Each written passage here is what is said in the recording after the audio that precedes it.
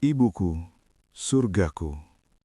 Aku selalu merasa hidupku tidak adil karena terlahir sebagai anak seorang penjual gorengan keliling. Setiap pagi, sebelum matahari muncul, ibu sudah sibuk di dapur sempit kami, menyiapkan adonan dengan tangan kasarnya yang penuh bekas luka minyak. Bau gorengan menempel di rambut dan bajunya. Sementara teman-temanku datang ke sekolah dengan sepatu bersih dan mobil mewah orang tua mereka, aku berdiri di gerbang menunggu sepeda tua ibu yang berbunyi nyaring setiap dikayuh. Pernah suatu hari aku melihat ibu melambaikan tangan dengan senyum bangga, tapi aku pura-pura menoleh ke arah lain. Aku takut diejek, aku takut dipandang rendah. Dan tanpa kusadari, hari itu, aku bukan hanya menyangkal keberadaannya. Aku sedang menginjak harga diri perempuan yang mempertaruhkan hidupnya demi aku. Siang itu ibu tetap datang menjemputku. Meski pagi tadi aku sudah berkata dengan nada tinggi agar ia tak perlu lagi datang ke sekolah. Ia berhenti di depan gerbang, keringat membasahi dahinya, nafasnya terengah-engah karena harus mengayuh sepeda tua melawan terik matahari. Tangannya menyodorkan kotak makan sederhana. "Maaf, cuma tempe dan sambal nak, uangnya belum cukup." Aku menerimanya tanpa menatap wajahnya. Bahkan aku berkata pelan tapi menusuk. "Bu, besok jangan jemput aku lagi. Aku bisa pulang sendiri." Senyumnya membeku. Ada sesuatu yang patah di matanya, tapi ia tetap mengangguk. Malamnya, saat aku pura-pura tidur, aku mendengar isak tangisnya tertahan dari dapur. Suara sendok yang jatuh pelan bercampur dengan nafas yang bergetar. Dan untuk pertama kalinya, hatiku terasa sesak, meski gengsiku masih lebih besar dari rasa bersalahku. Malam itu listrik rumah kami mati karena belum bayar tagihan. Dalam cahaya lilin yang redup, aku melihat ibu duduk sendirian di dapur, meniup-niup lengannya. Saat aku mendekat, kulihat kulitnya melepuh, kemerahan. Bahkan ada yang menghitam karena percikan minyak panas. Aku tercekat. Luka itu bukan satu dua, melainkan banyak, seperti peta penderitaan yang tak pernah ia ceritakan. "Kenapa ibu tidak pernah bilang?" tanyaku pelan. Ia hanya tersenyum, seolah rasa sakit itu bukan apa-apa. "Kalau ibu berhenti jualan karena luka begini, kamu makan apa nak?" katanya lembut. Jawaban itu menghantam dadaku. Selama ini, aku sibuk malu pada bau minyak di bajunya, tapi tak pernah malu pada diriku sendiri yang buta terhadap luka-lukanya. Di balik setiap gorengan yang kujual gengsi, ada kulit yang terbakar demi masa depanku. Aku masih ingat hari ketika aku menjadi anak paling durhaka. Ibu menyimpan hasil jualannya di kaleng biskuit tua di lemari dapur. Uang itu rencananya untuk bayar SPP-ku yang sudah menunggak. Tapi sore itu, demi bisa nongkrong dan traktir teman-teman agar dianggap keren, aku diam-diam mengambil sebagian uangnya. Tanganku gemetar, tapi egoku lebih kuat dari nuraniku. Malamnya ibu panik mencari uang itu. Ia membongkar lemari, membuka kaleng berkali-kali. Wajahnya pucat. "Ya Allah, mungkin ibu salah hitung," gumamnya pelan. Ia bahkan menyalahkan dirinya sendiri. Malam itu ia tidak makan, hanya minum air putih sambil menatap kosong ke dinding. Aku duduk di kamar. Uang sisa di sakuku terasa seperti bara api. Aku ingin mengaku, tapi aku pengecut. Dan sejak malam itu, aku tahu, aku telah mencuri bukan hanya uangnya, tapi juga kepercayaannya.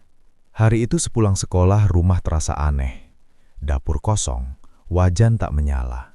Sepeda tua ibu tidak ada di teras. Biasanya suara kriet-kriet sudah terdengar bahkan sebelum aku sampai gang. Aku mencoba menepis firasat buruk, sampai Bu Rini tetangga sebelah berlari menghampiriku dengan wajah panik. "Ibumu pingsan di jalan waktu jualan," katanya tergesa. Kakiku lemas, dunia seperti berhenti berputar. Aku berlari tanpa tahu arah, mengikuti orang-orang menuju puskesmas. Di sana, aku melihat tubuh kecil ibu terbaring lemah. Wajahnya pucat, bibirnya kering. Tangannya masih berbau minyak. Untuk pertama kalinya aku sadar, perempuan yang kuanggap memalukan itu ternyata satu-satunya alasan aku masih berdiri sampai hari ini. Dan aku hampir kehilangan dia hanya karena gengsiku. Dokter memanggilku ke ruangannya. Suaranya tenang, tapi setiap katanya terasa seperti palu yang menghantam kepalaku. Ibumu kelelahan berat, kurang asupan gizi, tekanan darahnya sangat rendah. Aku terdiam. Kurang asupan gizi? Bukankah ibu selalu bilang ia sudah makan duluan sebelum menyuapiku? Tiba-tiba ingatanku dipenuhi potongan-potongan kecil. Piring ibu yang sering masih penuh. Alasannya yang selalu sama. Ibu sudah kenyang di luar. Ternyata itu bohong. Ia lapar agar aku tidak. Ia lemah agar aku tetap kuat. Di balik senyumnya yang sabar, tubuhnya perlahan runtuh. Aku berdiri di lorong rumah sakit dengan dada sesak dan air mata tak terbendung. Selama ini aku sibuk merasa malu memiliki ibu penjual gorengan, padahal aku hidup dari setiap pengorbanan yang ia sembunyikan. Saat ibu masih dirawat, aku pulang ke rumah untuk mengambil pakaian gantinya. Rumah terasa lebih sunyi dari biasanya. Di kamar ibu, aku melihat bantalnya sedikit terangkat. Entah kenapa aku merasa harus memeriksanya. Di bawahnya, terselip amplop coklat yang sudah kusam. Tanganku gemetar saat membukanya. Di dalamnya ada beberapa lembar uang dan secarik surat dengan tulisan tangan ibu yang miring dan sederhana. Untuk biaya kuliah anakku. Maaf kalau belum banyak, Nak. Ibu akan terus menabung. Air mataku jatuh tanpa bisa kutahan. Jumlahnya memang tidak besar, tapi aku tahu setiap lembar adalah hasil keringat, luka dan lapar yang ia tahan.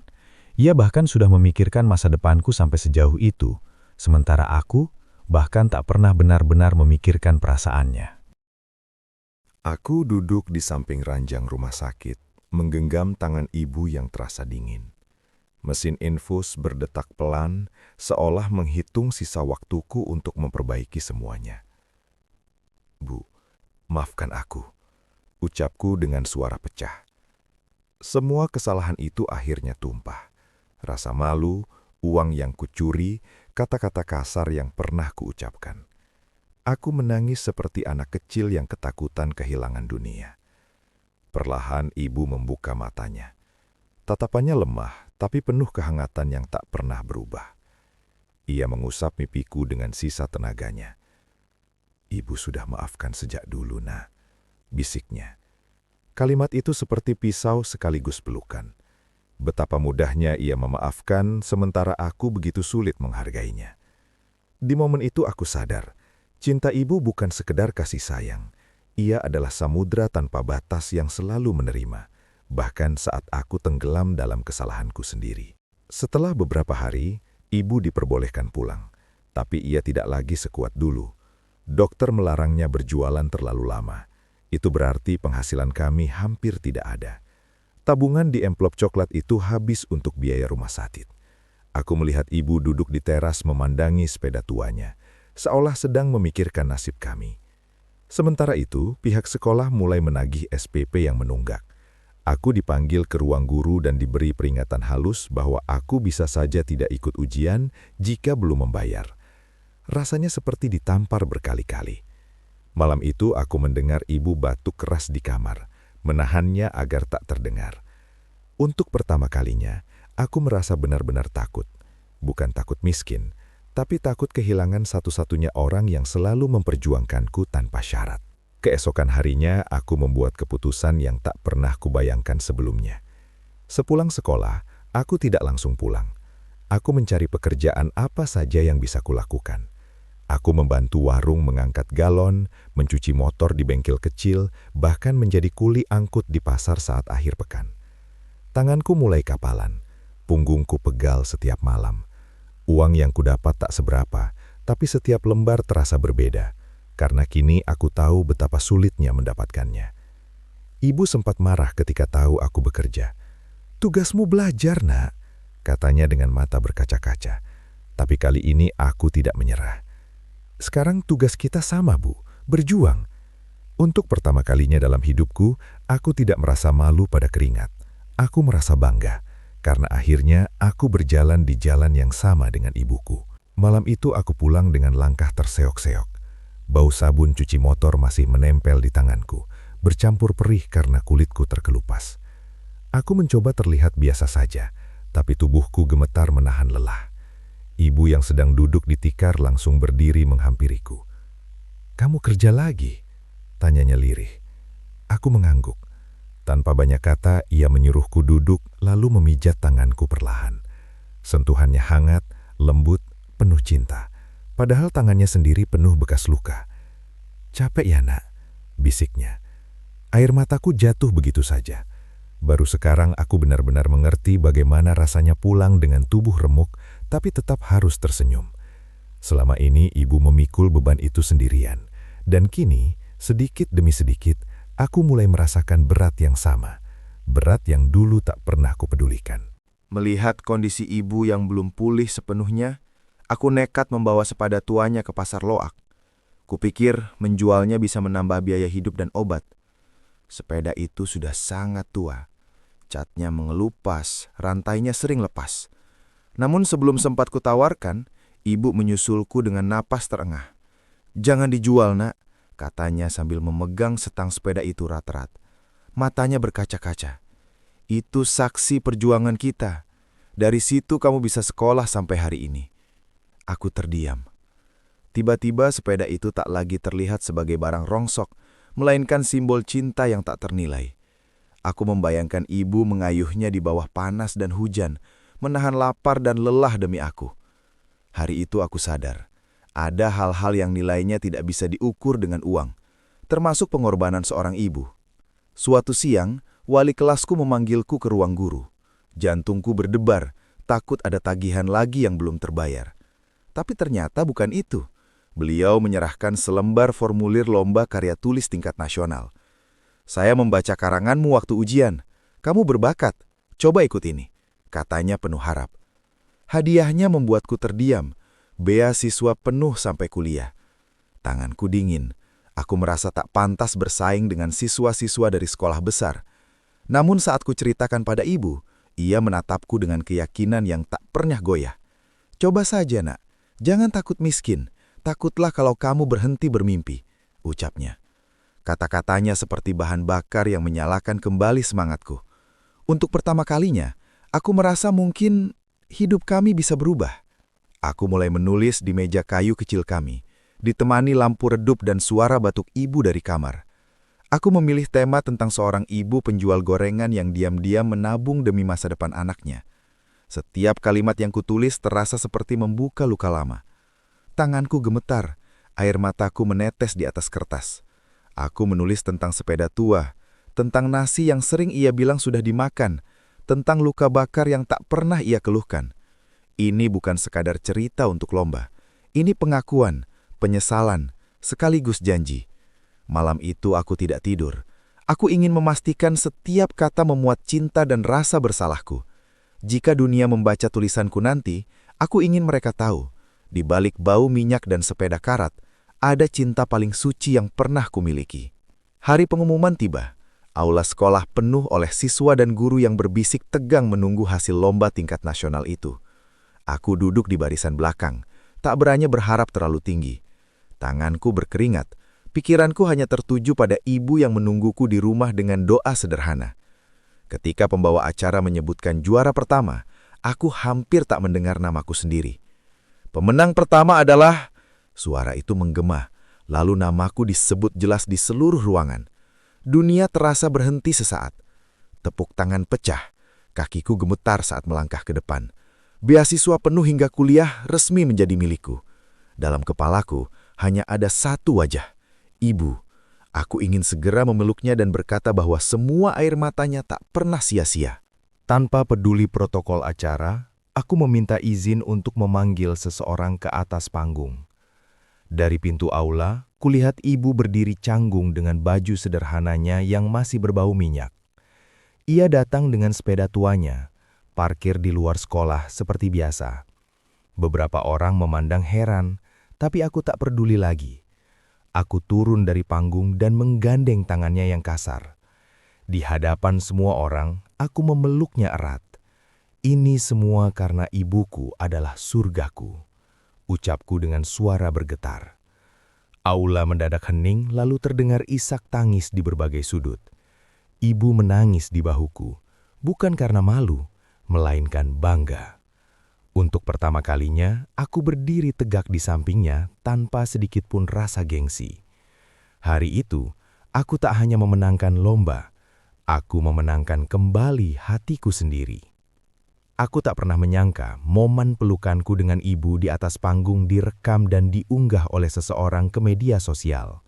Dalam hitungan jam, videonya menyebar kemana-mana. Judulnya dibuat sensasional. Anak penjual gorengan juara nasional. Pengakuannya bikin nangis sesekolah. Notifikasi di ponselku tak berhenti berbunyi. Ribuan komentar masuk, banyak yang menangis. Banyak yang teringat pada ibu mereka sendiri. Wartawan datang ke rumah sederhana kami. Mereka ingin mewawancarai ibu penjual gorengan yang anaknya viral. Aku takut ibu terbebani, tapi ia hanya tersenyum tenang. Kalau cerita kita bisa bikin orang lebih sayang sama ibunya, itu sudah cukup, katanya. Di tengah sorotan itu, aku sadar, kisah kami bukan lagi sekadar tentang kemiskinan, tapi tentang cinta yang akhirnya dilihat dunia. Bantuan mulai berdatangan. Ada yang memberi sembako, ada yang menawarkan renovasi rumah, bahkan ada donatur yang membantu modal kecil usaha. Awalnya ibu menolak, takut dianggap memanfaatkan keadaan. Tapi aku meyakinkannya bahwa ini adalah rizki dari doa-doanya sendiri. Beberapa bulan kemudian, kami pindah ke rumah kecil yang lebih layak. Lantainya tak lagi tanah, atapnya tak bocor saat hujan. Ibu tak perlu lagi berkeliling jauh. Ia membuka warung gorengan di depan rumah, dengan etalase sederhana tapi bersih. Anehnya pembeli justru semakin ramai, karena banyak yang sudah mengenalnya dari video viral itu. Setiap kali melihat ibu melayani pelanggan dengan senyum bangga, hatiku hangat. Dulu aku malu pada sepeda dan bau minyaknya. Kini, aroma gorengan itu justru terasa seperti wangi kemenangan. Waktu berjalan cepat. Aku resmi menjadi mahasiswa dengan beasiswa penuh yang dulu terasa mustahil. Setiap kali berangkat kuliah, aku selalu mencium tangan ibu lebih lama dari biasanya. Warung kecilnya kini tak pernah sepi. Orang-orang datang bukan hanya membeli gorengan, tapi juga ingin berbincang dengannya.